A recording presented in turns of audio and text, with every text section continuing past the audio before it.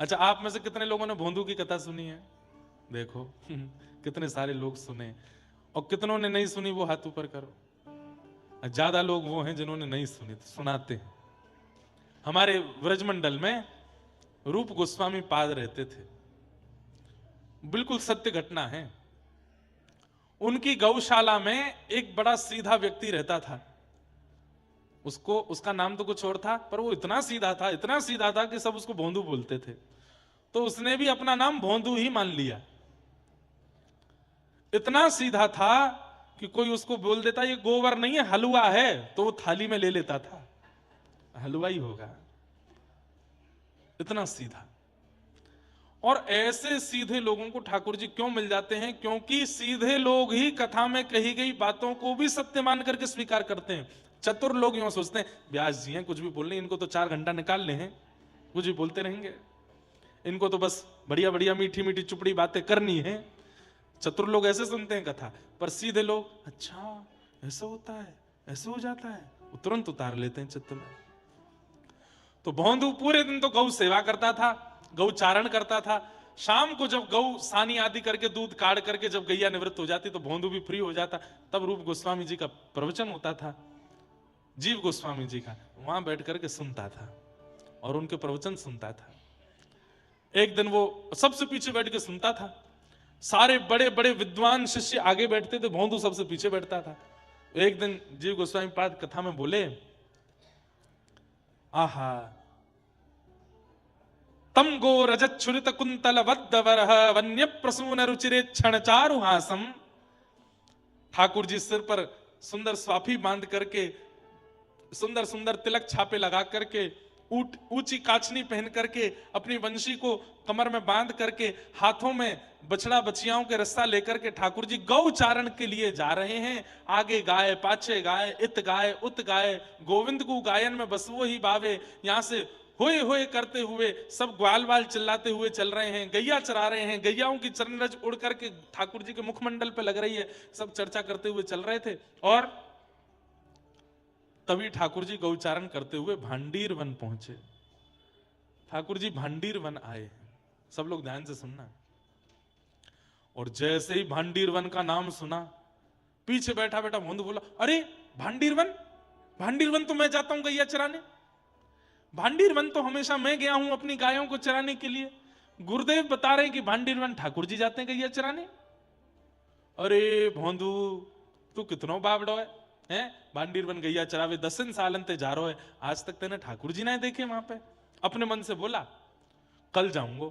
अरे मैं हूं तो बावड़ा हूं, मैं गैयान को छोड़ करके पौड़ जाऊं, लेट जाऊं। अब कल सो मैं जाऊंगा और भांडीर वन में जाके लेटूंगा नहीं, ढूंढूंगा ठाकुर जी कहां है। उसने विश्वास मान लिया।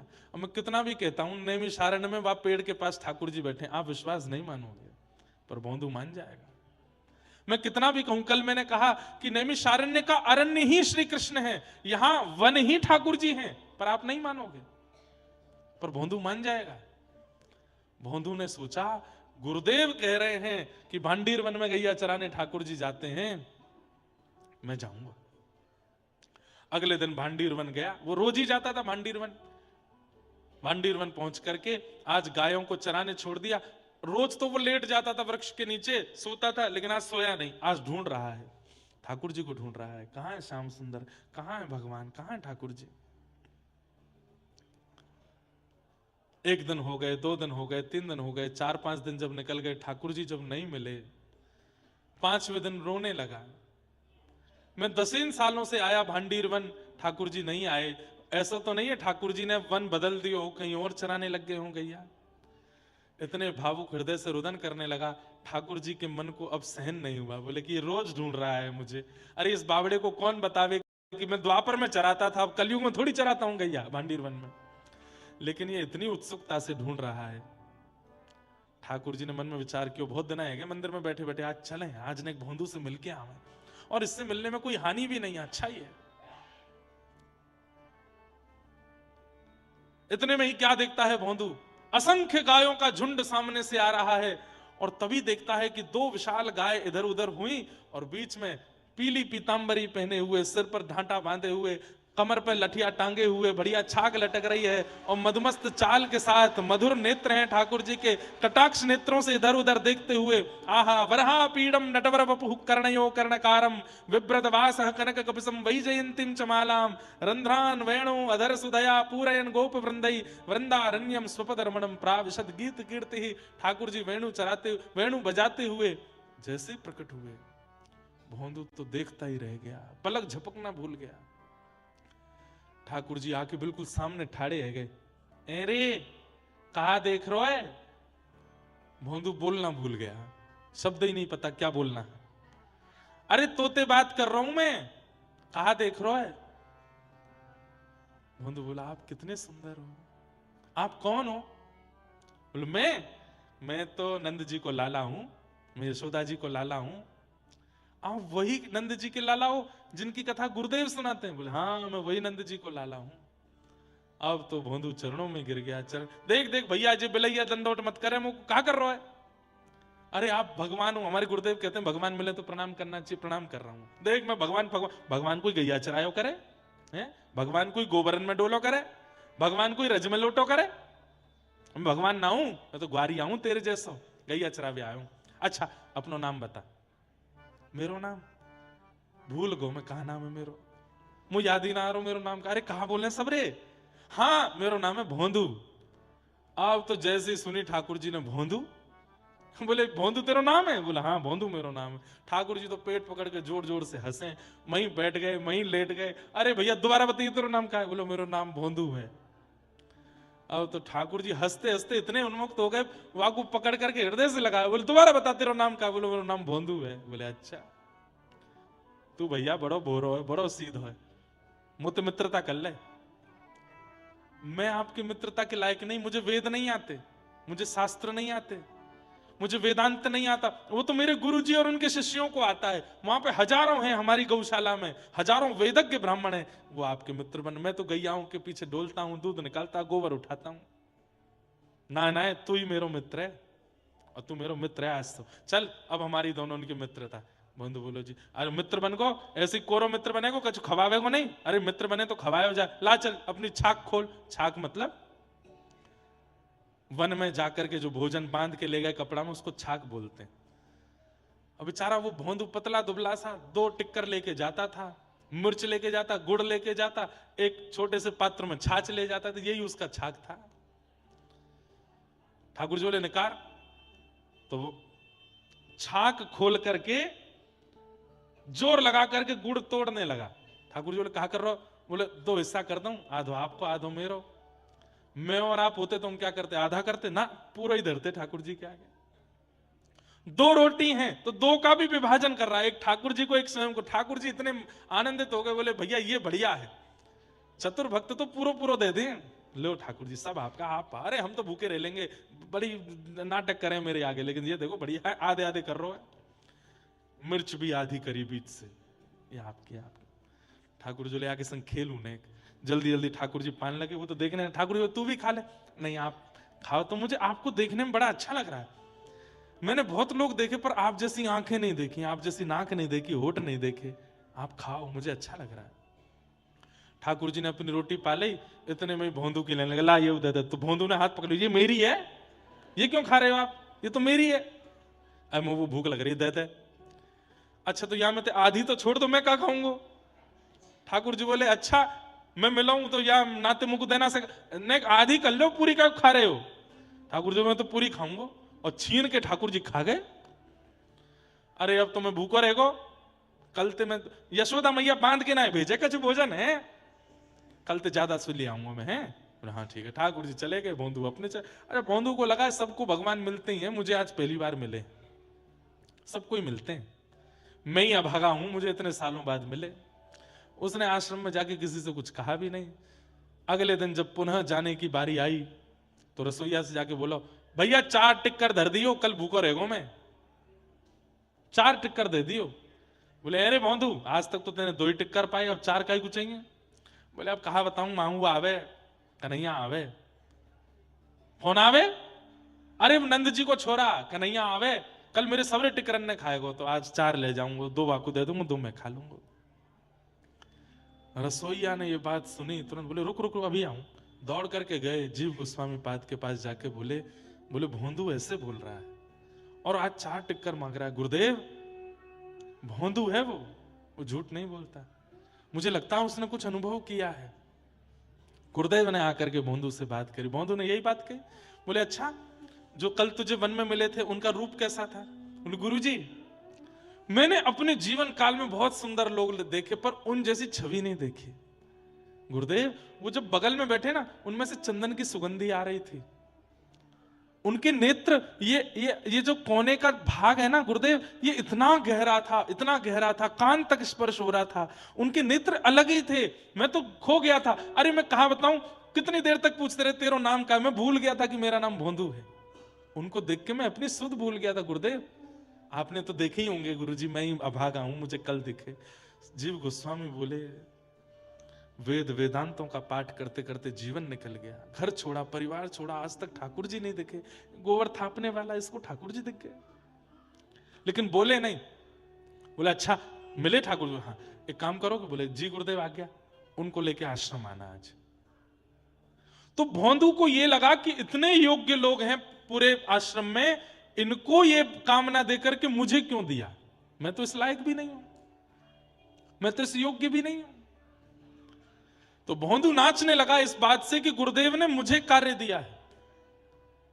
आज वन में गया, ठाकुर जी आए, भोंदू ने 2 टिक्कर ठाकुर जी को दिए, 2 टिक्कर अपने लिए। अच्छा, आज तो ज्यादा लेके आए हो? बोले हाँ, कल मैं भूखा रहेगो आपके मारे, मैं ज्यादा लाया हूं। ठाकुर जी जैसे पाने लगे, भोंदू ने चरण पकड़े, बोले आप मेरे सखा हो ना? बोले हाँ। मेरी एक बात मानोगे? बोले बता। बोले आज गुरुदेव ने आपको आश्रम पे बुलाया, आश्रम चलोगे? ठाकुर जी बोले देख, तू जो कहेगो सो करूंगा, पर तेरे मेरे बीच जो होगा सो मुझको स्वीकार है। तीसरों कोई आवेगो मुझको स्वीकार नहीं, मैं कोई से नहीं मिलूंगा और तेरे गुरुजी के पास ना जाऊंगा, आश्रम भी नहीं जाऊंगा, ये सब कछु नहीं करूंगा। तू चाहे मना कर दे, मैं नहीं आऊंगा। तू रोज मिल मुझसे, तेरे संग खेलूंगा, लेकिन गुरुदेव के पास नहीं जाऊंगा। भोंदू बोला देखो ना, पहली बार गुरुदेव ने मुझे कोई जिम्मेवारी दी है और मैं नहीं पूरी करूंगा तो मैं क्या काम होते मना करके आऊंगा उनसे। ऐसे मत करो ना, चल दो। ठाकुर जी बोले मैं नहीं जाऊंगा। थोड़ी देर, प्रेम का स्वभाव है कि थोड़ी देर मनाया जाता है, फिर भी प्रेमी नहीं माने तो फिर क्रोध किया जाता है। भोंदू बोलो नहीं चलोगे? बोले नहीं चलूंगा। नहीं जाओगे? बोले नहीं जाऊंगा। बोले देख लो? बोले हाँ देख लियो। नहीं जाओगे पक्का? बोले नहीं जाऊंगा, पक्का पक्का पक्का, बिल्कुल नहीं जाऊंगा। ठाकुर जी रोटी पा रहे से तो हाथ में से रोटी छीन ले, बोले ये भी मत खाओ, ये भी गुरु जी के आश्रम की है, और ये लाओ गुड़ भी दो, ये सब दो यहाँ पे। ठाकुर जी कह रहे तो ये तो पान है। बोले ना, ये भी नहीं पाओगे। और सुनो? बोले हाँ, कल ते दिख मत जाइयो यहाँ पे मुझे ये भांडीर वन है, मेरे गुरुदेव की गैया यहां चढ़ती हैं, कहीं तुम्हारी गैया मिल गई मोकू कल यहां तो तुम तो जाओगे नहीं, तुम पे तो अधिकार नहीं है मेरा, पर तुम्हारी गैया ने अपने गुरुदेव की गौशाला ले जाऊंगा मैं, कल तो मत दिखियो। ठाकुर जी बोले अच्छा ऐसे करेगा? बोले हाँ ऐसी ही बात है। और सुनो? बोले कहा मैं जा रहा हूं। बोले कहां जा रहा हो? बोले चढ़ गई मेरी गैया, मैं जा रहा हूं वापस, तुम्हारे पास बैठनो भी ना है मुझे। और सुनो? बोले हाँ, आम पाम 100 साल की कट्टी, कल सखा बने थे दोनों, आज मैंने सखत तोड़ दिया। इतना भोला है भोंदू। ठाकुर जी हंस भी रहे, उन नेत्रों में आंसू भी आ रहे। ए भोंदू, ए इधर इधर, दूर रहो, मत छियो मत मुंह, देख कैसी मुंह में तो चंदन की सुगंधी आ रही है, मुंह तो दुर्गंध लग रही है, राम राम राम, मुंह तो दूर रहो मुझसे मत मिलो। जैसे ही भोंदू जाने लगा, ठाकुर जी ने 3 बार आवाज लगाई, भोंदू सुन तो सही, लेकिन भोंदू नहीं बोला। देख मैं 3 तक गिनती गिन रहा हूं, अगर तेने पीछे मुड़ के नहीं देखो तो मैं मान जाऊंगा कि तेने मुझसे मित्रता तोड़ दी।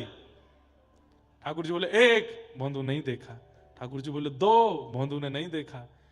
अब 3 ठाकुर जी नहीं बोल पा रहे कि कहीं मैंने बोल दिया और उसने नहीं देखा तो मित्रता टूट जाएगी, मैं तोड़ना नहीं चाहता। 3 ठाकुर जी नहीं बोल रहे। भोंदू खड़े होकर के बिना पीछे देखे बोला 3 तो बोलो। ठाकुर जी नहीं बोले, दौड़ करके गए, जाकर के भोंदू की कमर से लिपट गए और बोले सुन, चल ले चल अपने गुरुदेव के पास, नहीं तोड़ूंगा तो सो मित्रता, चलूंगा तेरे संग। और जैसे एक छोटे बालक को पिता अपनी कमर पे ऐसे लटका लेता है कंधे पर, ऐसे भोंदू ठाकुर जी के दोनों चरण और यहाँ पे हाथ लटका करके गुरुदेव के आश्रम लाया। गुरुदेव तो देखते ही मूर्छित हो गए। होश में जब आए तब त्रिभंग श्याम सुंदर को देख करके बोले, हे नाथ, जीवन निकल गया पर कभी आपके दर्शन नहीं हुए, आज प्रथम बार आपके दर्शन। ठाकुर जी बोले, मैं आपको दर्शन देने नहीं आया हूं, तो आपसे आज्ञा लेने आया हूं। बोले क्या? आपके इस शिष्य को मैं सदा के लिए अपने साथ ले जा रहा हूं। और भोंदू को हाथ पकड़ करके ठाकुर जी अंतर ध्यान हो गए, अपनी लीला में लेकर के उसको चले गए। सोचिए क्या किया जीवन में उसने? कुछ भी नहीं। सरल सहज चित्त, भले ही साधना ना की हो, भले ही भजन ना किया हो, भले ही तप ना किया हो, पर चित्त सरल है तो ठाकुर जी स्वीकार करते हैं। ऐसे भोंदू की मधुर कथा। हमारे व्रज के एक महात्मा थे, बहुत ध्यान से सुनना सब लोग, इधर देखो, इधर देखो, बहुत ऊंची बात बताने जा रहे हैं। हमारे ब्रज के एक महात्मा थे। कुछ ब्रजवासियों ने जाकर के उन महात्मा जी को प्रणाम किया। महात्मा जी बोले, कहो भैया कैसे आए? बोले, बाबा तुम तो एक बड़ी गूढ़ बात करनी है। ब्रजभाषा समझेंगे आप लोग? तो बाबा तुम तो एक बड़ी गूढ़ बात करनी है। बाबा बोले, बताओ भैया कहाँ गूढ़ बात है? बोले, यूं बताओ, जे प्रेम लक्षणा भक्ति कैसे प्राप्त होएगी, या के बारे में हमें बताओ। प्रेम लक्षणा भक्ति कैसे प्राप्त होएगी? तो महात्मा जी मुस्कुराए, नेत्र बंद करके बोले भैया जो प्रेम लक्षणा भक्ति कहा है? बोले, खुजली को रोग है। कहा है? ऊंची बात है, ध्यान से सुनना। कई बार संत जन महात्मा जन क्या भूल जाते हैं, हम उनकी बात की गंभीरता को पहचान नहीं पाते। बोले, भैया जो प्रेम लक्षणा भक्ति जो है कहा है, जो खुजली को रोग है। तो सब ब्रजवासी जन बोलने लगे, बोले बाबा हम तुमसे बात पूछ भी आए कछु, आप हमसे मजाक कर रहे हो। बाबा बोले, मैं मजाक ना कर रहा हूं, मैं बहुत धैर्य चित्त से बोल रहा हूं और ये वास्तविकता में बोल रहा हूं। जो प्रेम लक्षणा भक्ति का है, बोले खुजली को रोग है। बोले ऐसे कैसे? बोले भैया ये खुजली को रोग कैसे होवे? बोले जाकू है जाए वाकू पूरे दिन खुजावे में ही सुख मिले, पूरे दिन खुजाते ही रहेगो। प्रेम लक्षणा भक्ति को मतलब कहा है? बोले पूरे दिन केवल और केवल और कुछ भाएगा ही नहीं। कृष्ण मन कृष्ण धन कृष्ण ही हमारो तन, आठों याम ऊधों में कृष्ण ही सो काम है। यादो हने बहनने मथनो पलेप प्रेंखें खनार भरुदितो क्षणमार जनादऊ। पूरे दिन गोपियां केवल कृष्ण को ही याद करती रहती हैं, उन पर कोई काम नहीं है। उठते बैठते चलते फिरते सोते खाते पीते हर स्थिति में केवल कृष्ण है कृष्ण है कृष्ण है। दूसरी बात, ये खुजली को रोग कैसो है? बोले भैया जाको खुजली को रोग है जाना, बात दूरी बनाए के रखी हो। क्यों? अगर छुप गए तो तुमको भी है जाएगा। प्रेम लक्षणा भक्ति कैसी है? ये प्रवचन से नहीं आएगी, ये सुनावे से नहीं आवेगी, ये सुनवे से नहीं आवेगी। तो बोले जाकू प्रेम लक्षण रोग लगो हो, वाक्य संस्पर्श से आवेगी, वाक्य संपर्क से आवेगी। ये इतनी आसान नहीं है। सोचो महापुरुष क्या शब्द बोलते हैं और कैसे उसका संकेत कर देते हैं। अब कितने बड़े प्रश्न को, कितने गंभीर प्रश्न को कितनी आसानी से समझा दिया। जाकू प्रेम रोग लगो होगो, ठाकुर जी की प्रेम लक्षणा भक्ति लगी होगी, वाक्य संपर्क में जावे से प्रेम आवेगो। तो फिर ब्रजवासी उनके तो नेत्र सजल हो गए, अरे बाबा आपने कैसी अच्छी बात कही। तब दूसरा ब्रजवासी बोलो, लेकिन बाबा कृष्ण प्रेम कोई महापुरुष को लगो है, ये हमको कैसे पता चले? इस भयावह कलयुग में जहां पाखंड का इतना पारावार हो चुका है, लोग बाग केवल अपने प्रचार के लिए प्रेम लक्षणा भक्ति का दिखावा कर देते हैं। हम कैसे पहचाने कि प्रेम लक्षणा भक्ति कोई में है कि नहीं?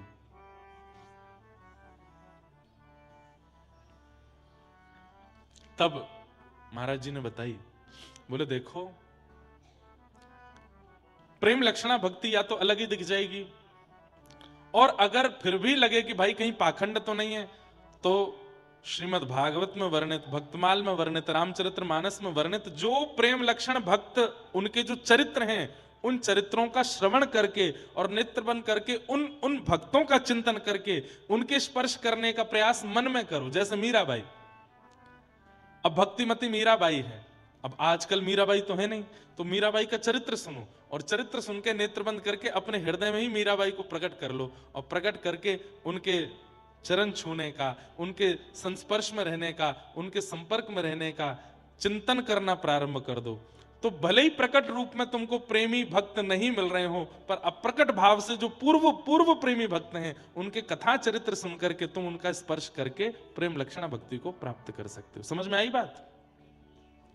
प्रकट रूप में नहीं मिल रहे हो तो अप्रकट रूप से जो पूर्व के प्रेम लक्षण भक्ति वाले भक्त हैं उनका स्मरण करके उनका स्पर्श कर लो। अब मीराबाई है, निश्चित है अगर 3 दिन हमने मीरा चरित्र सुन लिया और हमने सुना दिया तो ऐसा हो नहीं सकता कि इतने 1000 लोगों में से कोई एक पर भी उस भक्ति का रंग ना चढ़े। हो जाएगा, चढ़ ही जाएगा। तो बड़ी कृपा है कि प्रकट रूप में ऐसे संत मिल जाएं, लेकिन नहीं मिले तो जो पूर्व के ऐसे संत हैं उनके चरित्र सुनना प्रारंभ करो। श्याम मन है चाकर राखो जो, हरि जी माने चाकर राखो जी। मीराबाई गाती है, चाकर रहसू बाग लगासू, नित उठ दर्शन पासू। चाकर रहसू बाग लगासू, नित उठ दर्शन पासू। वृंदावन री कुंज गलिन में, वृंदावन री कुंज गलिन में, हरि की लीला गासूं, हरि की लीला गासूं। श्याम मने चाकर राखो जो, श्याम मने चाकर राखो जी। एक बहुत अच्छा पद लगता है मुझे मीराबाई का, गा लो। हो मैं तो गोविंद रा गुण गासूं, राणा जी रूठे तो मने काय करसी। मैं तो गोविंद रा गुण गासूं, राणा जी रूठे तो मने। अरे मैं तो नैमिषारण्य जाऊंगा, मैं तो वृंदावन जाऊंगा, मैं तो बरसाने जाऊंगा, मैं तो कथा सुनूंगा। अरे तुम्हारे पति को बढ़िया नहीं लगता, तुम्हारे बच्चों को अच्छा नहीं लगता, तुम्हारी पत्नी को अच्छा नहीं लगता, तुम्हारे रिश्तेदार नातेदार तुम्हारा मजाक उड़ाते हैं, बोले उड़ाने दो। अरे कृष्ण भक्त हूं इसलिए मजाक उड़ा रहे हैं, ये मेरा सौभाग्य है। कहीं खाने पीने वाला होता और फिर मेरा मजाक उड़ाया जाता तो फिर मेरे लिए तो बहुत बड़े दुर्भाग्य की बात होती। अरे कोई पी करके नालियों में पड़ा रहता है, उसका मजाक बने ये उसके लिए दुर्भाग्य है। हम तो कृष्ण रस पी पी करके वृंदावन में पड़े रहते हैं, फिर भी हमारा मजाक बने तो ये हमारे लिए सौभाग्य है। मैं तो गोविंद रा गुण गासूं, राणा जी रूठे तो मने काय करसी। मैं तो गोविंद रा गुण गासूं, राणा जी रूठे तो मने काय करसी। हे निरंतर हाँ राम नाम रा जहाज चला स्या, राम नाम रा जहाज चला स्या, राम नाम रा जहाज चला स्या। राम नाम रा जहाज चला। ओ मैं तो भव सागर तर जासूं, मैं तो भव सागर तर जासूं। हाँ मैं तो भव सागर तर जासूं, मैं तो भव सागर तर जासूं। मैं तो गोविंद रा गुण गासूं, राणा जी रूठे तो मने काय करसी। मैं तो गोविंद रा गुण गासूं, राणा जी बोलो वृंदावन बिहारी लाल बजा के, करताल बजा के गाओ, ताल में बजाओ, ताल में।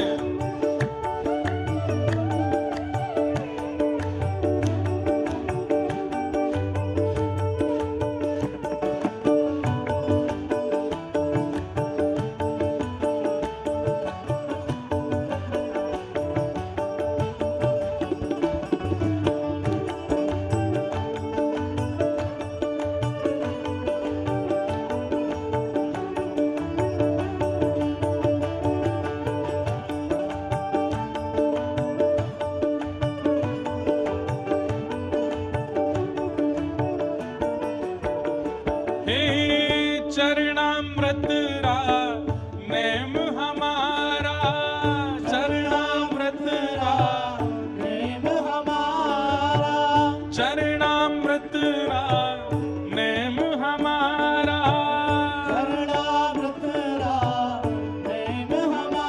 मैं तो नित उठ दर्शन पासूं, मैं तो नित उठ दर्शन पासूं, मैं तो नित उठ दर्शन पासूं, मैं तो नित उठ दर्शन पासूं। ओ हरि मंदिर मान नृत्य करास्या, हरि मंदिर मान नृत्य करास्या, मैं तो हरि मंदिर मान नृत्य करास्या, हरि मंदिर मान नृत्य करास्या। ओ मैं तो घूंघरिया खम कासूं, मैं तो घूंघरिया खम कासूं, हाँ मैं तो घूंघरिया खम कासूं, मैं तो घूंघरिया खम कासूं। ओ मैं तो गोविंद रा गुण गासूं, राणा जी रूठे तो मने काय कर से, तो गोविंद रा गुण गासूं, राणा जी रूठे तो मने काय करे से। मैं तो गोविंद रा गुण गासूं, राणा जी रूठे तो मने काय कर से, मैं तो गोविंद रा गुण गासूं, राणा जी रूठे तो मने काय करे से। हे मीरा के प्रभु गिरधर नागर, मीरा के प्रभु गिरधर नागर, हे मीरा के प्रभु गिरधर नागर, मीरा के प्रभु गिरधर हे नागर, प्रभु गिरधर नागर, गिरधर हे नागर, प्रभु गिरधर नागर, गिरधर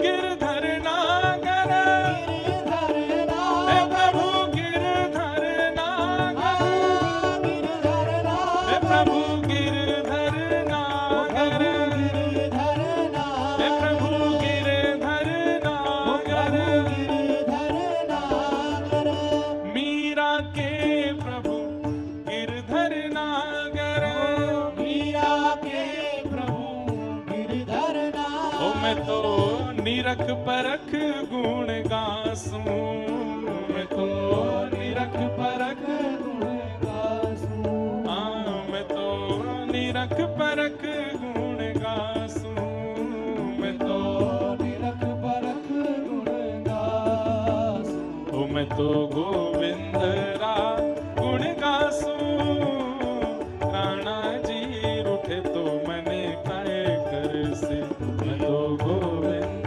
रा गुण गासूं, राणा जी रूठे तो मने काय करे से। ओ मैं तो गोविंद रा गुण गासूं, राणा जी रूठे तो मने काय कर से, मैं तो गोविंद रा गुण गासूं,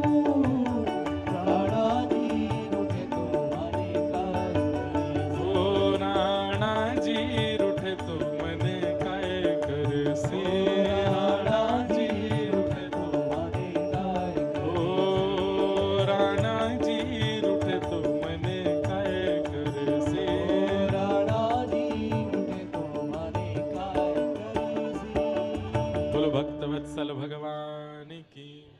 अब साची साची बताना, ये हमने 2-4 मिनट मीराबाई का एक पद गाया, चित्त में प्रेम नहीं प्रकट हुआ है, हृदय में प्रेम नहीं आया, रोंगटे खड़े नहीं हुए, थिरकने का मन नहीं हुआ, हृदय आनंदित नहीं हुआ, हो गया ना। यही बात उन संत ने समझाई। बोले भैया अगर प्रेम लक्षणा भक्ति वाला कोई भक्त या संत मिल जाए तो उसके संस्पर्श में चले जाओ, उसके संस्पर्श में रहने लगो, लेकिन नहीं मिल रहा हो तो पूर्व के जो प्रेमी भक्त हैं उनके चरित्र सुनो, उनके पद गाओ, उनका चिंतन करो, उससे प्रेम लक्षणा भक्ति चित्त में आ जाएगी, निश्चित आ जाएगी। और ये प्रेम लक्षणा भक्ति का संचार हो कहां से रहा है? वहीं से तो हो रहा है। सूरदास जी के चरित्र गाओ, मीराबाई के पद गाओ, तुलसीदास जी के पद गाओ, इन्हीं की कृपा से ही प्रेम आने लग जाएगा चित्त में, और ढूंढने की आवश्यकता नहीं है। तो यही परम धर्म है। ठाकुर जी के प्रति श्रद्धा होना धर्म है, ठाकुर जी के प्रति विश्वास होना धर्म है, ठाकुर जी के प्रति आस्था होना धर्म है, ठाकुर जी के प्रति समर्पण होना धर्म है, पर ठाकुर जी के प्रति प्रेम होना यह परम धर्म है। प्रेम, और प्रेम कहते किसको है? सब जानते हैं प्रेम किसको कहते हैं। 24 घंटा में से 1.5 घंटा आप ठाकुर जी के लिए निकालते हो, वो धर्म है। पर 24 घंटा में से 1.5 घंटा केवल संसार को देते हो, बाकी सब ठाकुर जी को देते हो, ये प्रेम है। कई लोग कहते हैं महाराज जी संतों के चेहरे पे इतना नूर क्यों होता है? ये संत जन कौन सी क्रीम लगाते हैं अपने मुंह पे? ये संत जन, वैष्णव जन और भगवत प्रेम कराने वाले सब भक्त जन, इनके मुखमंडल में इतना आकर्षण क्यों होता है? हम आकर्षित क्यों होते चले जाते हैं? देखो एक बात सुनिए, किसी के मुखमंडल को देख करके अगर उसका चिंतन बन रहा है तो वो भक्त नहीं है, पर किसी के रूप मुखमंडल को देख करके ठाकुर जी का चिंतन बन रहा है तो समझो वो भक्त है। आपके चित्त में हमारे पूज्य श्री मलुक पीठ वाले महाराज जी को आप देखो, उनका रूप देख करके जब आप उनसे दूर चले जाओगे तो राम जी की याद आएगी, राघव जी की याद आएगी, गौ माता की याद आएगी। हमारे गोरीलाल कुंज वाले महाराज जी को देखो, उनको देख करके श्री कुंज बिहारी लाल स्मृति में आते हैं। हमारे पूज्य प्रेमानंद जी महाराज को देखो, उनको देख के राधा वल्लभ जी की याद आती है, वृंदावन का स्मरण होता है, रज का स्मरण होता है, यमुना जी का स्मरण होता है। हमारे वृंदावन के अनेक ऐसे संत महापुरुष हैं, उनको देख करके ठाकुर जी की याद आती है, वो भक्त है। मीराबाई बहुत सुंदर थी, पर मीराबाई के चरित्र में आता है कि इतने हजारों लोग मीराबाई को देखने के लिए आते थे। जब मीराबाई का ब्याह हो गया तो मीराबाई के महल, जिस महल में वो रहती थी, उस महल के नीचे संतों की भीड़ लगी रहती थी। मेवाड़ में कभी संत जन आते ही नहीं थे, लेकिन मीराबाई के आने के बाद इतने संतों की भीड़ लग गई, तो भोजराज जिनसे विवाह हुआ, वो एक बार रूप बदल करके उन संतों के बीच में गए और पूछने लगे, मीरा को देख करके क्या लगता है? बहुत सुंदर है, चांद जैसा मुखड़ा है, इतनी आकर्षक लगती है, इसके नेत्र मृग जैसे हैं, इसकी नासिका ऐसी है, इसके घुंघराले केश हैं, इसके कान ऐसे हैं। मतलब रूप का वर्णन करने लगे तो पास पास बैठे हुए संत जन कह रहे, राम राम राम राम, छी छी छी, अरे क्या बोलते हो भाई, क्या बोल रहे हो? तो बोले मीराबाई, वही तो कह रहा हूं, हम उसके नेत्र ही तो देखने आते हैं, उसकी अलकावली तो देखने आते हैं, उसकी नाकी तो देखने आते हैं, उसके रूप का गौरवर्ण ही तो देखने आते हैं। तो बाकी सब संत जन गुस्सा हो गए, तू कैसी बात करता है? मीराबाई का रूप देख करके हम उसकी सुंदरता देखने नहीं आते, तो क्यों आए हो तुम लोग? बोले अरे बद्रीनाथ जाकर के, रामेश्वरम जाकर के, जगन्नाथपुरी जाकर के, द्वारिकापुरी जाकर के, तीर्थों में नंगे पैर भ्रमण करके भी कृष्ण इतने प्रिय नहीं लगते जितने मीराबाई के रूप को देख के लगने लगते हैं। उनका एक झलक पाते ही कृष्ण और प्रिय हो जाते हैं, और ज्यादा प्यारे लगते हैं। हम तो इसलिए मीरा को देखने आते हैं। अद्भुत है। तो धर्म प्रोजित कई तवोत्र परमो, हमारे चित्त में परम धर्म का प्रादुर्भाव भागवत की कृपा से होता है। अगर आप भक्त चरित्र ही सुनते रहोगे और श्रीमद् भागवत जी का आश्रय नहीं लोगे तो भी कहीं ना कहीं प्रेम लक्षणा भक्ति उत्पन्न नहीं हो पाएगी। इसलिए हमारे स्वामी श्री हरिदास जी महाराज, जिनकी परंपरा इतनी कठिन है, इतनी गौड़ है कि उसमें प्रवेश करना व्रज में भी बहुत मुश्किल है। स्वामी श्री जिन्होंने श्री बिहारी जी को प्रकट किया, अभी हम वहीं से कथा करके आए, जटेरी धाम, वो स्वामी जी की परंपरा का ही स्थान है। उनकी प्रेम की स्थिति बड़ी विचित्र है। वे स्वामी जी की परंपरा भी आज्ञा करती है, प्रथम सुने भागवत भक्त मुख, भगवत वाणी, भक्त मुख भगवत वाणी, प्रथम सुने भागवत। वहां पर भी आज्ञा दी गई है कि पहले भागवत सुनो। भागवत के बिना अगर आप रस में प्रवेश करना चाहेंगे, प्रेम में प्रवेश करना चाहेंगे, आपसे अपराध हो जाएगा। ठाकुर जी सामने आ भी गए तो भी अपराध बन जाएगा, और वो ऐसा अपराध बनेगा कि उस अपराध के कारण ठाकुर जी जन्मों तक नहीं मिलेंगे। इसलिए भागवत के आश्रय से प्रवेश करो। धर्म प्रोजित कई तवोत्र परमो, तो भागवत का विषय क्या है? हमारे चित्त में परम धर्म का प्रादुर्भाव होना। परम धर्म क्या है? कृष्ण से अहेतु की प्रेम लक्षणा भक्ति होना। तो ठाकुर जी से प्रेम लक्षणा भक्ति होना, यह भागवत का विषय। श्रीमद् भागवत का अधिकारी कौन है? तो कहते हैं निर्मत सराणाम सताम, जिसके चित्त में मात्सर्य दोष नहीं है। मात्सर्य दोष किसको कहते हैं? मात्सर्य दोष किसको कहते हैं? इधर देखो, यहां देखो। दूसरे के प्रति ईर्ष्या, किसी की अच्छाइयों को देखकर के आप विचलित होते हो, वो इतना अच्छा क्यों है, वो इतना बढ़िया क्यों है, इसको मात्सर्य दोष कहते हैं। मैंने कई बार कथाओं में इस बात को कहा है, ठाकुर जी कामी को मिले हैं, क्रोधी को मिले हैं, लोभी को मिले हैं, मोही को मिले हैं, लेकिन ईर्ष्यालु को नहीं मिलते। और कई बार ऐसा देखा गया है कि व्यक्ति के अंदर काम नहीं है, क्रोध नहीं है, लोभ नहीं है, लोभ नहीं है, मोह नहीं है, पर ईर्ष्या है। और उस व्यक्ति को लोग कह देते हैं कि तो बढ़िया ही, तो कोई बात नहीं भाई, न ईर्ष्यालु ही तो है ना। आपको दिख नहीं रहा है। अगर ईर्ष्या है तो इसका मतलब काम भी है, क्रोध भी है, लोभ भी है, मतलब ये दोष है तो सारे दोष है। कई बीमारियां ऐसी होती हैं, अगर वह बीमारी है तो इसका मतलब है सर्वांगीण इंद्रियां आपकी नष्ट हो चुकी हैं। कई बीमारियां ऐसी, उससे रक्त भी खराब हो गया है, उससे लिवर भी खराब हो गया, किडनी भी खराब हो गई, हार्ट भी खराब हो गया है, बुद्धि भी खराब हो गई है, सब खराब हो जाता है एक बीमारी के आने से। ठीक वैसे ही ईर्ष्यालुता एक ऐसी बीमारी है, यदि आपके चित्त में है तो इसका मतलब आप बाकी के सारे दोषों को आमंत्रित कर रहे हो। ईर्ष्या क्या करता है पता है? हमारे चित्त में दोषों के लिए जगह नहीं होती। बहुत ध्यान से सुनो, इधर देखो, इधर देखो, यहां देखो, कथा सुनो। हमारे चित्त में जगह नहीं है ईर्ष्या दोषों के लिए। काम क्रोध लोभ मोह आना तो चाहते हैं, पर उनको जगह नहीं मिलती। तब वे क्या करते हैं? एक ऐसे चिकित्सक को भेजते हैं जो भीतर जाके जगह बनाए, वो उसका नाम है ईर्ष्या। ईर्ष्या हमारे अंदर जैसे ही आती है तो वो जगह बनाने लगता है, और इतनी जगह बना लेता है, इतनी जगह बना लेता है कि वो फिर आमंत्रित करता, आ जाओ सबरे। तो काम क्रोध लोभ मोह द्वेष अभिनिवेश अहंता ममता चिंता सब एक साथ आके चित्त में बैठ जाते हैं। ईर्ष्या को ही नहीं आने दिया तो इसका मतलब स्थान ही नहीं बन पाया, और स्थान नहीं बन पाएगा तो बाकी के दोष आ ही नहीं पाएंगे। लेकिन दुर्भाग्य की बात है, आज हर दूसरे व्यक्ति के अंदर ईर्ष्या है। आप स्वयं से पूछिए, स्वयं से पूछिए, और अभी मत पूछिए, बाद में पूछना कथा के बाद। ईर्ष्या है किसी से? है तो सही, सबको है। और वही ईर्ष्या दोषों को जन्म देती है। भगवान से प्रार्थना करना कभी ईर्ष्या चित्त में ना आवे। काम क्रोध लोभ मोह यदि चित्त में आ भी गए तो इनकी चिकित्सा हो जाएगी, पर ईर्ष्या आ गई तो उसकी चिकित्सा नहीं हो सकती, वो तो फिर आपका नाश करवा के ही जाएगी। और सबसे बड़ी बात है, ईर्ष्यालु व्यक्ति को ठाकुर जी की प्राप्ति नहीं होती। तो ऐसे ऐसे स्वभाव को हम लाएं क्यों जो भगवत मिलन में बाधा बने?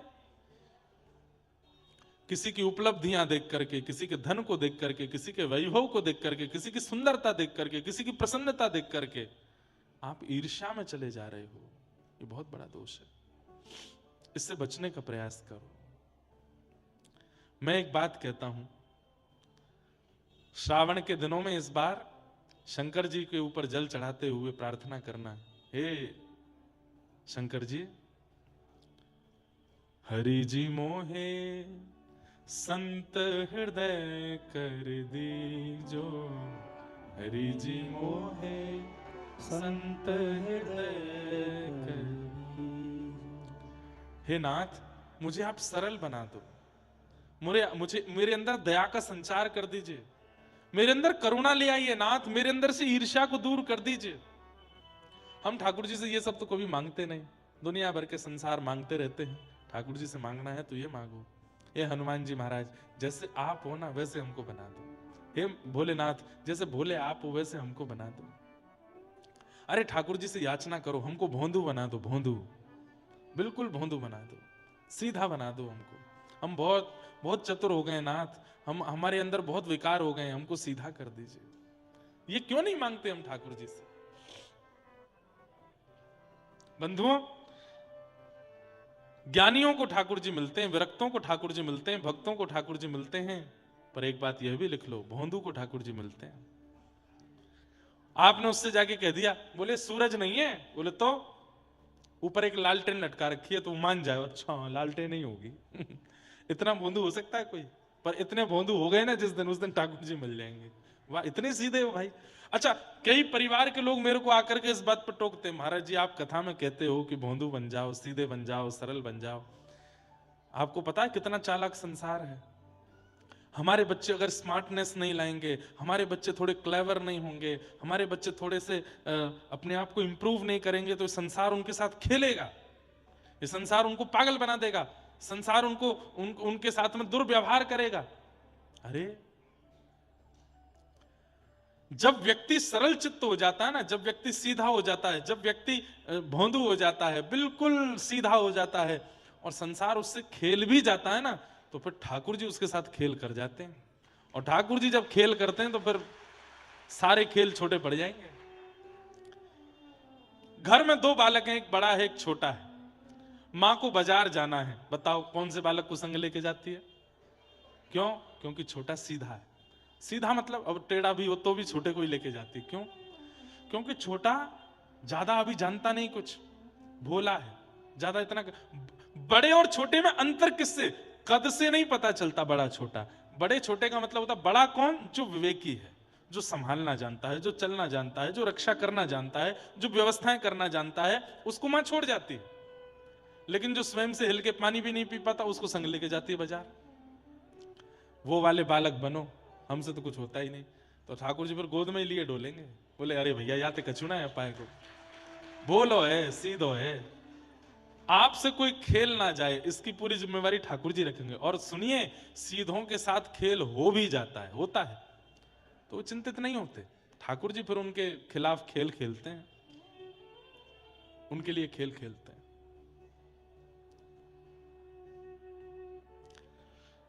तो निर्मत सराणाम सताम, मात्सर्य दोष को चित्त में मत आने दीजिए। आप पूछेंगे महाराज जी मात्सर्य दोष ना आवे इसके लिए हम क्या करें? नित्य सत्संग करो, नित्य कथा सुनो, और संग दोष से बचो। जो कुसंगी हैं,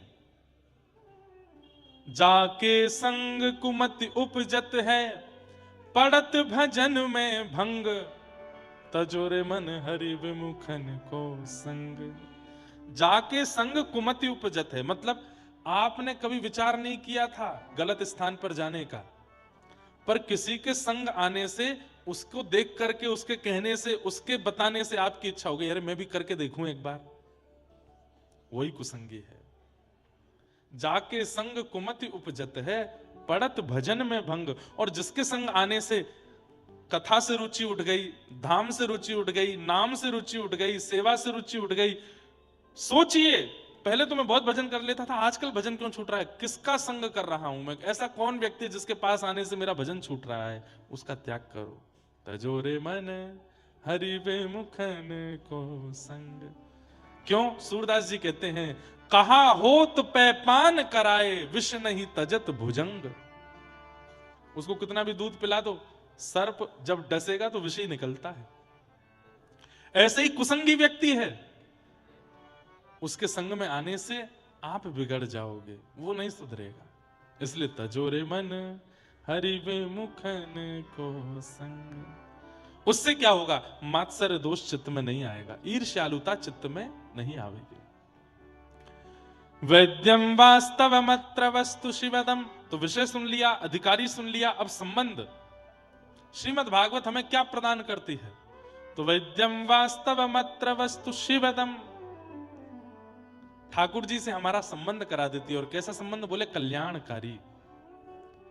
कथा सुनने के पश्चात ठाकुर जी के प्रति संबंध प्रगाढ़ हो जाता है, संबंध अटूट हो जाता है, ये कोई अपने से लगने लगते हैं। कल कथा के बाद हम थोड़ा नैमिषारण्य घूमने गए और देख करके कुछ अनुभूति करने का प्रयास कर रहे थे। तो यहाँ की गलियों में जाकर के, वृक्षों को देख करके, नदी का दर्शन करके और नैमिषारण्य संपूर्ण क्षेत्र को देख करके ऐसा लगता है कि यहाँ पर 17 पुराणों की कथा हुई थी और यहाँ इतनी कथाएं हुई हैं कि सबसे बड़ी कथा की भूमि ही नैमिषारण्य है। भले ही आज कथाओं के लिए, वक्ताओं के लिए प्रसिद्धि वृंदावन की ज्यादा है, अयोध्या की ज्यादा है, हरिद्वार ऋषिकेश में भी खूब कथाएं होती हैं, परंतु कथा की मूल भूमि यही है। तो ऐसा लगता है कि कथा सुन सुन करके जिस प्रकार व्यक्ति में विरक्ति आ जाती है, वैसे ही नैमिषारण्य धाम में विरक्ति आ गई है। यहाँ की गलियों को जब आप देखेंगे, यहाँ के चौराहों को जब आप देखोगे, सब बिल्कुल शांत हैं, सब बिल्कुल धीर गंभीर हैं। आप यहाँ के वृक्षों को देखेंगे तो बहुत समय तक उनको देख सकते हैं, ऐसा लगता है कि वो भी कोई तपस्वी तपस्या कर रहे हैं। कथा सुनने के बाद श्रोता की जो स्थिति हो जाती है, वो स्थिति यहाँ पूरे नगर की हो गई है।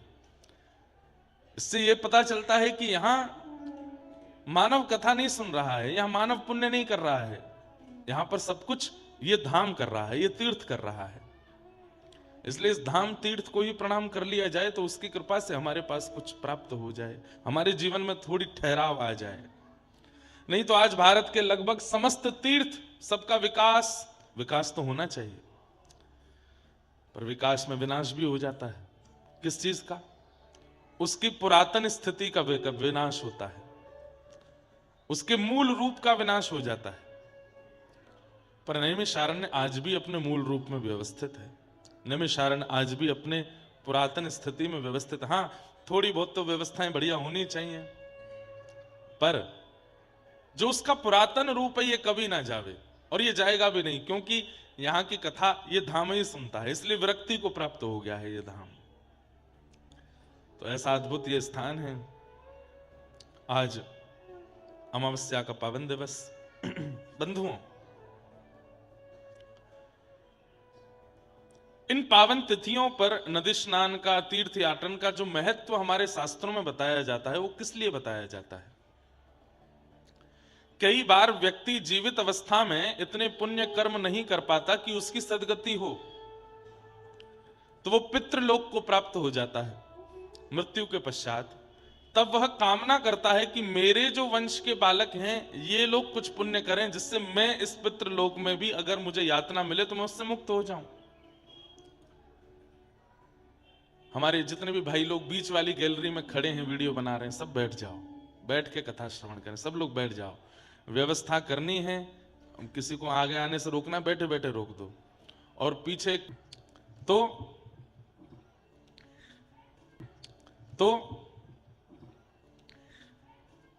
एक बार एक व्यक्ति को विरक्ति आ गई संसार में, और वो विरक्ति को प्राप्त होकर के इतना ज्यादा संसार मोह से दूर हो गया कि उसने पृथ्वी लोक का ही त्याग कर दिया। लोग घर छोड़ते हैं, पत्नी बच्चे परिवार छोड़ते हैं, कोई पृथ्वी ही छोड़ दे विरक्ति के कारण। विरक्ति के कारण पृथ्वी लोक का त्याग कर दिया। तो शिवलोक कौन सा है? कैलाश। विष्णु लोक वैसे तो वैकुंठ है, पर प्रारंभ हो जाता है मुक्तिनाथ से या बद्रीनाथ से। वो ऐसे लोकों में जाके रहने लगा और प्रार्थना करने लगा कि मेरी पृथ्वी छुड़वाइए, मुझे इसमें नहीं रहना। तब एक बार वो पृथ्वी लोक से निकल करके पितृलोक पहुंचा, और पितृलोक में जब पितरों का दर्शन उसने किया, उन पितरों में कई पितृ जो थे वो अपने पद से च्युत होकर के बड़ी यातनाएं भोग रहे थे। तो उसने जाकर के उन पितरों से कहा, आप लोग इतनी वेदना में हैं क्यों?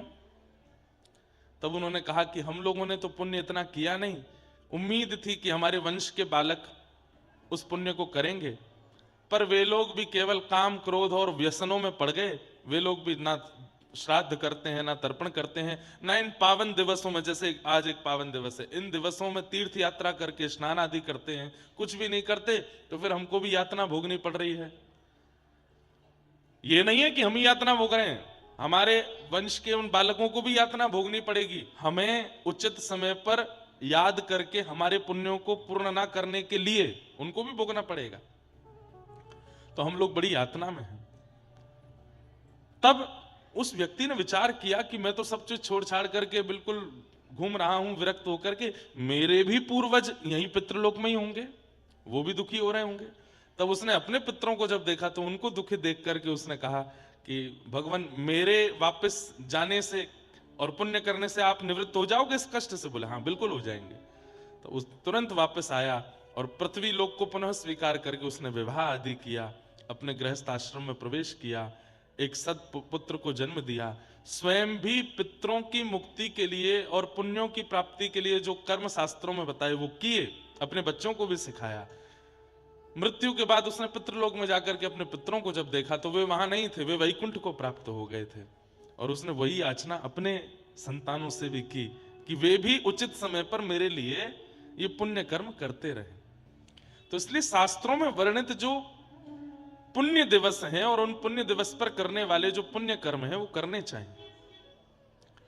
तो सौभाग्य से हम लोग आज यहां हैं। अगर आप लोगों को ज्यादा भीड़ भाड़ ना लगे, थोड़ा उचित लगे, वैसे तो आप कथा सुन रहे हो, आपका सब कुछ यही हो जाएगा, लेकिन फिर भी जाइएगा, गोमती जी में स्नान कीजिएगा, जाकर के अपने पितरों का स्मरण कीजिएगा, अपने परिवारी जनों का स्मरण कीजिएगा, अपने जीवन का स्मरण करके और आगामी भविष्य का स्मरण करके प्रणाम करना कि सब मंगल में हो, आप कृपा करो। निश्चित है कि उसका कुछ लाभ प्रभाव आपको अनुभव होगा।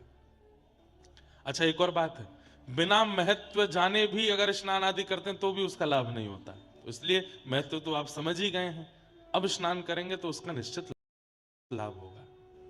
पूर्व के किए हुए पापों को विनाश करते हुए स्नान करो और आगामी भविष्य में हम पाप ना करें इस भाव से भी प्रणाम करो। तो ऐसी भावनाएं हैं। नैमिषारण्य क्षेत्र में हम आप सब लोग बैठे हैं। आज द्वितीय दिवस है कथा का। कल खूब आनंद हुए, खूब सुख मिला और बड़े आनंद के साथ प्रथम दिवस की कथा प्रारंभ हुई। जो इन समस्त लौकिक धर्मों से जिनमें हम पड़े हैं, इनसे जो इतर हैं, चार्थे स्वविज्ञ स्वराट, जो अविज्ञ हैं, अनविज्ञ नहीं हैं, संसार के अर्थों को जो भली भांति जानते हैं, सब पता है उन्हें। तुम जानत सब अंतर्यामी, ठाकुर जी को सब पता है। इसीलिए मैं निवेदन किया करता हूं कथाओं में, उसे बताइए जिसे नहीं पता है। ठाकुर जी सब जानते हैं हमारे आपके सबके जीवन के एक एक भाव। हम ही लोग कहते हैं कि चींटी के पग नूपुर बांधे तो भी साहिब सुनता है। तो फिर इस बात को हम मानते क्यों नहीं है कि उन्हें सब पता है? तो फिर बताने की आवश्यकता क्यों? कई लोग मंदिर दर्शन करने जाते हैं, बहुत भीड़ होती है, तो वो ठाकुर जी को नहीं देख रहे होते, वो केवल अपनी संशय बता रहे होते हैं ठाकुर जी को। वो वाला काम करवा देना, माता जी बहुत बीमार रहती है उनको ठीक कर देना, बच्चे ऐसे नहीं मानते उनको कर देना, और वहां गार्ड पकड़ के खींचते, चलो चलो चलो चलो, एक बात और रह गई है, बढ़िया सी कन्या से मेरा ब्याह करा देना। क्यों बताना है ठाकुर जी को? ठाकुर जी सब जानते हैं। भैया, बालक सबसे सुंदर अवस्था उसकी कौन सी होती है? जब तक वो अपनी इच्छा मां से नहीं कहता, मां जैसा करे उसमें स्वीकार, तब तक वो बालक सबसे सुंदर लगता है। छोटे से बालक को देखो, शुद्धोसी मुक्तोसी निरंजनोसी संसार मायाम परिवर्जितोसी, उस बालक में से कभी दुर्गंध भी नहीं आती। वो बालक इतना कोमल होता है, उसकी त्वचा का स्पर्श करो, उसके गालों का स्पर्श करो, उसकी बातें सुनो, उसके स्वभाव को देखो, उसकी निद्रा अवस्था देखो, उसकी ऊधम देखो, चलना फिरना देखो, सब आकर्षक होता है। क्यों? क्योंकि वो शुद्ध है, मुक्त है, निरंजन है, और सबसे बड़ी बात, अपनी इच्छाओं से परे है। वो अपनी मातृ इच्छा में रहता है, वो किसी के पराधीन है। अपने ऊपर अधीन नहीं होता। लेकिन वही बालक जब स्वयं इच्छा प्रकट करने लग जाता है, मुझे तो ये खाना है, मुझे तो ये पहनना है, मुझे तो वहां जाना है, मुझे तो उससे मिलना है, मुझे तो ऐसे रहना है, जैसे जैसे ये उसकी इच्छाएं प्रकट होती चली जाती हैं, बालक फिर कोमल रूप से निष्ठुर होता चला जाता। फिर उसके अंदर विकार आने शुरू हो जाते हैं, काम, क्रोध, लोभ, मोह, ईर्ष्या, द्वेष, अभिनिवेश, अहंता, ममता, चिंता, सब उसके अंदर आ जाती है। कब से? जब से वह स्वयं की इच्छा प्रकट करता है। भैया छोटे बालक रहिए ठाकुर जी के लिए, आपको सब पता है मुझे क्या चाहिए, मेरे लिए क्या जरूरी है, मेरे लिए क्या उपयुक्त है, नाथ वो मुझे दीजिएगा, जिससे मेरा हित हो नाथ वो कीजिएगा। गोस्वामी तुलसीदास जी महाराज की विनय पत्रिका में एक बहुत सुंदर पंक्ति है। मैंने बहुत समय से गाया नहीं उस पंक्ति को, पर बहुत सुंदर भाव है। भैरवी लो।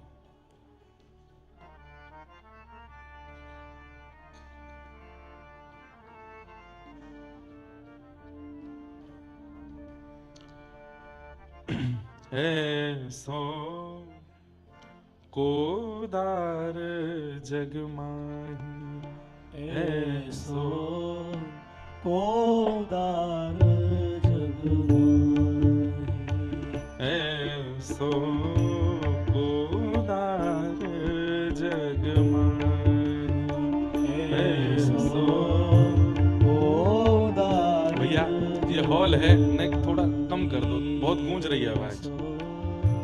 कोदार जग माही, ऐसो कोदार जग माही। ठाकुर जी से ज्यादा उदार कौन होगा?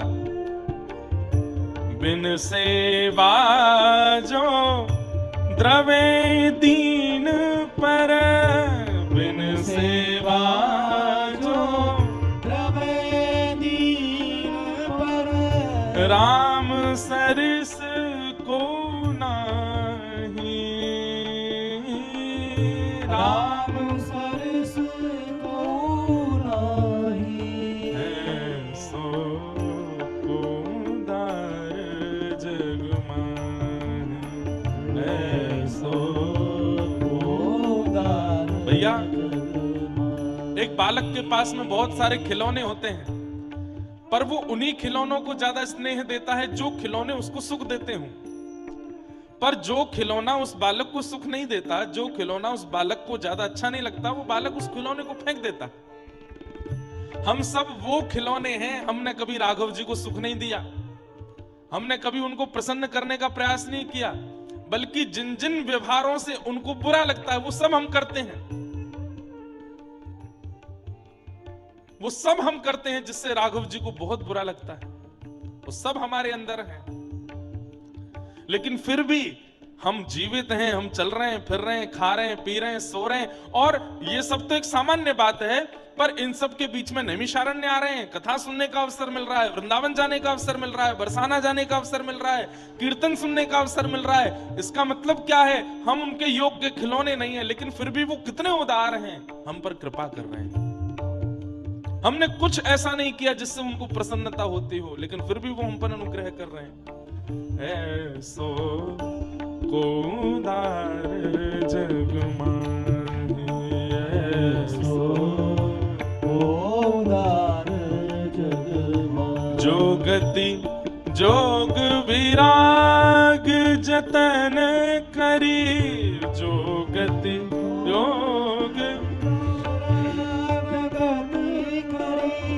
जो गति जोग विराग यतन करी, जो गति योग विराग करी कहीं पावत नाही, करी कहीं पावत नाही। हे सो गति देत गीत सबरी कहीं, सो गति देत गीत सवन गति। प्रभु न बहुत जी जानी,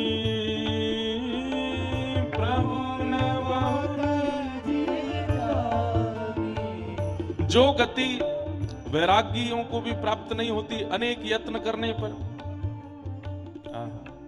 नहीं पावत मुनि ज्ञानी, बड़े बड़े मुनि और ज्ञानियों को भी जो गति नहीं मिलती है, सो गति देत गीध सबरी कह। उस गीध को, जटायु का, अरे जटायु को गति कौन सी मिली, ये बाद की बात है, परंतु कितने बड़े आश्चर्य की बात है कि जिनके स्वयं पुत्र श्री राम हैं, उन दशरथ जी का अंतिम संस्कार राम जी ने नहीं किया, लेकिन गीध जो जाति का नहीं, वर्ण का नहीं, मानव नहीं, उसका संस्कार प्रभु श्री राम अपने हाथों से कर रहे हैं। कितनी बड़ी कृपा है उस पर। दशरथ जी का सौभाग्य है कि पुत्र राम है, लेकिन फिर भी भैया पुत्र के द्वारा जो संस्कार, अंतिम संस्कार होता है, उसकी बड़ी महिमा है, और वो भी प्रभु श्री राम। लेकिन दशरथ जी को भी वो सौभाग्य नहीं मिला कि राम उनका संस्कार कर सकते। लेकिन कहां वो गीध, वो मानव भी नहीं है, जाति प्रजाति का भी नहीं है, लेकिन उसके अंतिम संस्कार स्वयं श्री राम जी कर रहे हैं। उस समय हनुमान जी के नेत्र सजल हो गए। दूर चिंतन करते करते जब राघव जी की लीला का चिंतन कर रहे थे प्रभु श्री हनुमान जी, तो चिंतन करके इतने भावुक हो गए, बोले कितना सौभाग्यशाली है वो जटायु।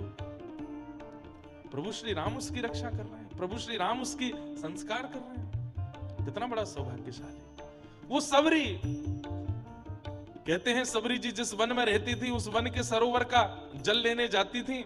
कुछ समय बाद वो सरोवर का जल सूख गया, तो उस वन में रहने वाले संतों ने सबरी को कोसा, बोले तेरे स्पर्श से ये सरोवर सूख गया, तू इतनी अभागनी है कि तेरे स्पर्श से ये सरोवर सूख गया, अब हम क्या पिएंगे, क्या खाएंगे, अरे तू कहीं और चली क्यों नहीं जाती, क्यों छोड़ के नहीं निकल जाती यहां से। सबरी बोली मैं चली जाती आपकी आज्ञा मान के, पर मेरे गुरुदेव कह करके गए हैं कि प्रभु श्री राम इस कुटिया में आएंगे, जब तक वे नहीं आ जाते तब तक बस रहने का अवसर दे दो। सबरी के लिए एक एक दिन भारी पड़ रहा है, क्योंकि उस वन प्रदेश के संत जन रोज सुनाते हैं सबरी को कि तू निकल जाए यहां से, तेरे कारण हमारा भजन भंग हो रहा है, तेरे कारण सरोवर सूख रहे हैं, तेरे कारण ऐसा होता है, ऐसा होता है। इतनी विषम परिस्थिति में भी रोज सबरी मार्ग बुहारती है, सजाती है कि प्रभु श्री राम आएंगे। वर्षों की प्रतीक्षा के बाद प्रभु श्री राम आए। संतों ने कहा कि वो सबरी के यहां क्यों जाएंगे, वो तो हमारे यहां आएंगे।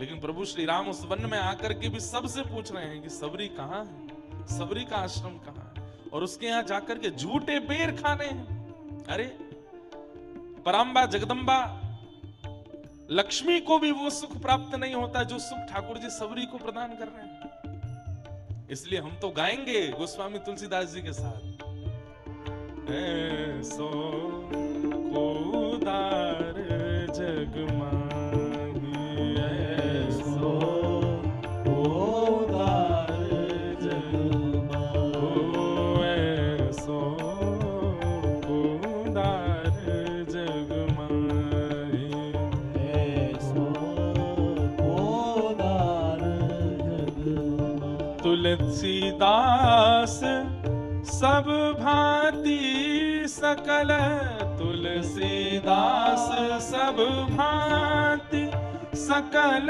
सुख, तुलसीदास सब भांति सकल सुख, जो चहसी मन मेरो,